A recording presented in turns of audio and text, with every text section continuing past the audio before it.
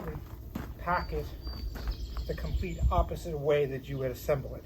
That's beautiful to me, is that they put all the deck boards on top and all the stringers on top, right? They put the columns on the bottom and the beams on the bottom. The ledger too. Oh, that's perfect. The ledger they put on the bottom. That's beautiful.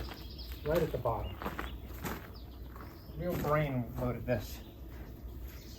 Put the ledger on the bottom. Okay, Jim, how do you want to pack this up? Like, well, what are they going to use for the ledger? Ah, it's probably going to be this 2x10 by 16. Okay, let's put that on the bottom.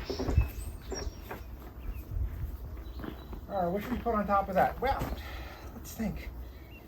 So what would they want to put up next? Well, probably columns, I would assume, because you can't put the stringers up without the columns or the beam. Yeah, that's true.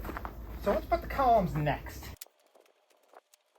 What do you think the last thing we should do is? It's like, well, the last thing we should do is the last thing they should do, right? They're going to put up the deck boards last. It's like, well, they're going to put up the railing last. Ah, he didn't order a railing. Ah, damn, that's too bad. We could have put the railing last. Right on top.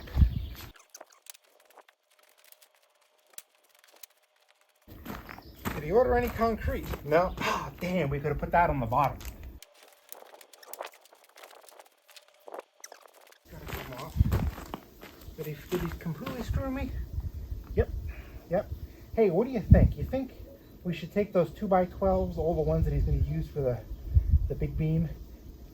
What about if we put one on one side and two on another side? Really separate them so he's got to clean off the entire thing just to get to one of the first parts he's going to be able to build.